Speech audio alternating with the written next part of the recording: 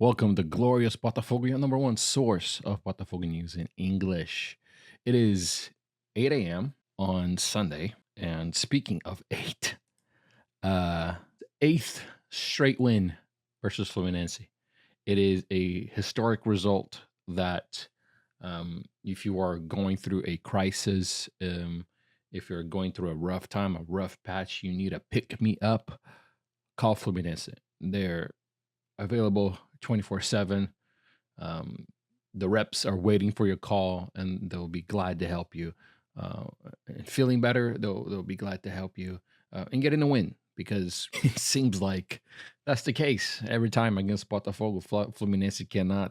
Fluminense cannot, even if their life depended on it, beat the Alvinegro. It's been 8 wins in a row, which has helped shorten the distance between the amount of wins and as a total in this historic, the oldest derby in Brazil.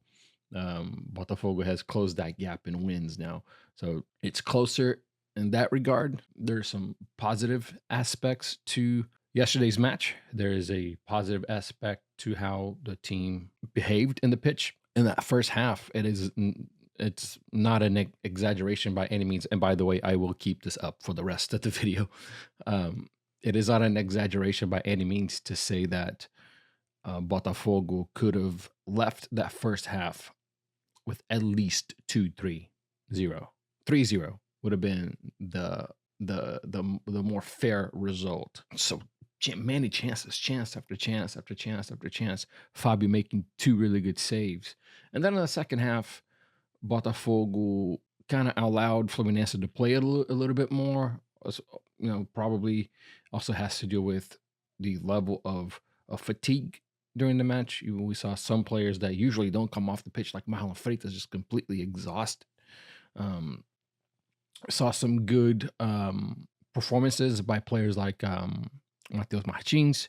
Did really well in this match, although he's still, the last ball, the finishing touches, they're still not there.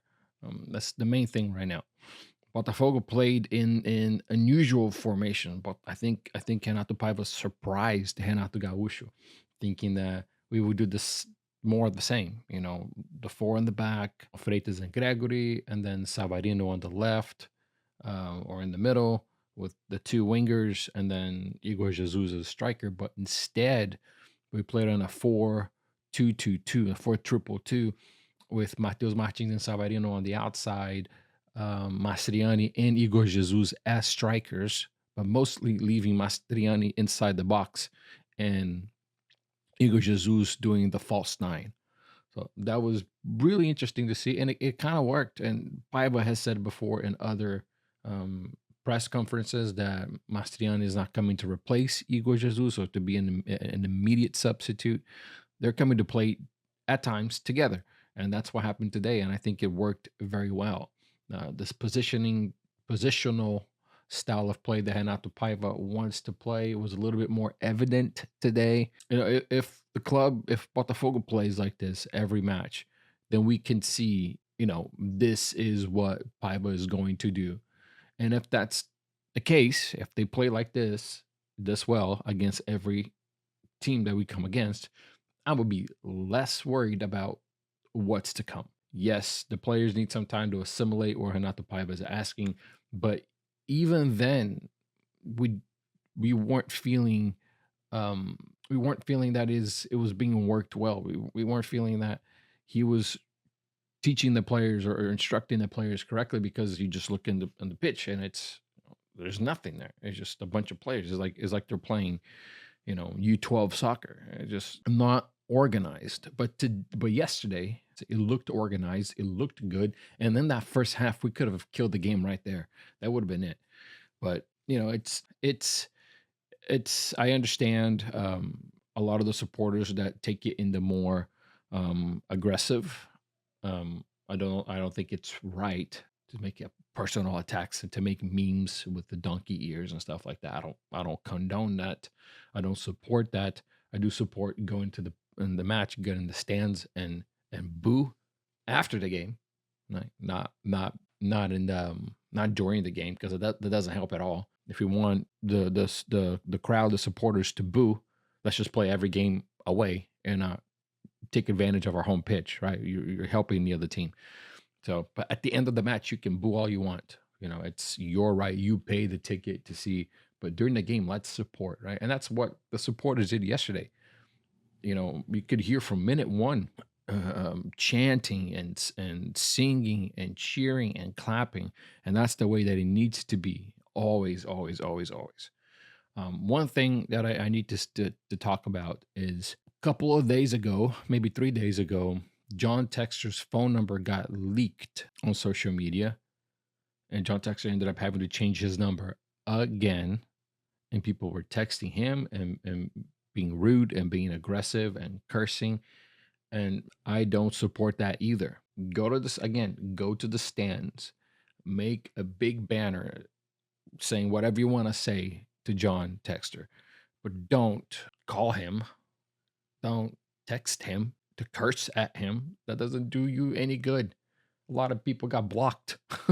John Texter just blocked their number, and he's more than welcome to do that. He should be doing that.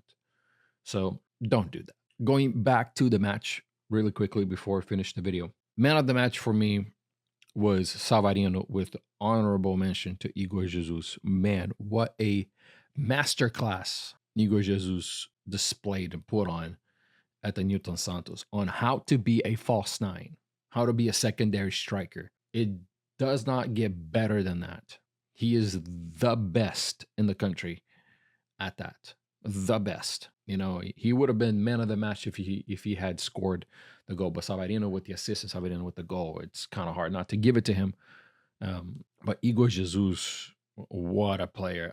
There was some rumors and some news that not rumors, it's actually news that his agents were in Europe looking at other clubs to transfer to after the World Cup of Clubs. That happens in the middle of almost a month away. So most likely we will see Igor Jesus leaving the club and starting the European season in Europe. There's talks of Forest, Nottingham Forest. There's talks of Arsenal. There's talks of Roma. There's clubs all over the world looking at Igor Jesus. I expect that he's going to be sold anywhere between 20 and 30 million euros, maybe 15. I understand that 30 might be a lot, but a striker like him with his style and characteristics playing in Europe, he might be a great sale for Botafogo. Remember that Igor Jesus cost us 0. He was a free transfer. So the club's about to make a lot of money on Igor Jesus. I'd hate to see him go, just like Luis Henrique and Thiago Almada, which, by the way, both Henrique and Thiago Almada, let me show you guys here. Both Luis Henrique and Thiago Almada made a congratulatory post under Barbosa's post on Instagram. Luis Henrique and Thiago Almada right there. Man, do I miss those guys. And by the way, for all the Fluminense fans, if you didn't think it could get worse, man, it just doesn't get any better for them. Look at that. Luis Henrique, the so-called Fluminense supporter that would never play for Botafogo.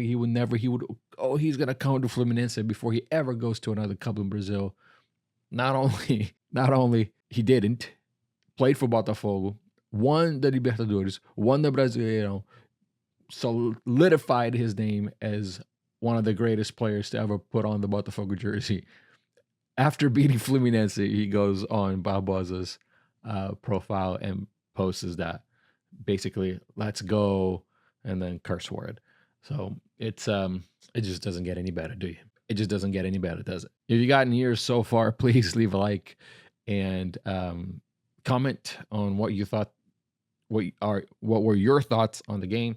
Comment on how do you feel about Eva's style of play kind of coming together in this last match? Are you hopeful? Are you not hopeful? I still have my doubts, but if we play just like we did yesterday, things are looking up. So the next match is going to be this week against Capital on wrong one. Hold on. There you go. Next match is going to be this coming week on Wednesday at 5 p.m. Oh my God. Why do we keep having these 5 p.m. games? I'm barely getting off of work. Anyways, Wednesday at 5 p.m., not 5:30, 5 p.m., April 30th. Botafogo in Capital for the Copa do Brasil. It is imperative that Botafogo gets a win because we need to qualify for the Copa do Brasil next year, which we're not yet because of our pathetic performance in the Carioca. So we need to win, need to keep moving up, and we need to win this title because the Copa do Brasil this year, in my opinion, is probably the title that is most accessible. It's on a game by game basis, right? It doesn't depend on the long run consistency. You just have to perform that day, just like we did with Fluminense. So Botafogo Capital on Wednesday. If there's anything major before then, I'll come out here and talk to you guys. If not, the video drops Wednesday night or Thursday sometime throughout the day, if I can. See you later.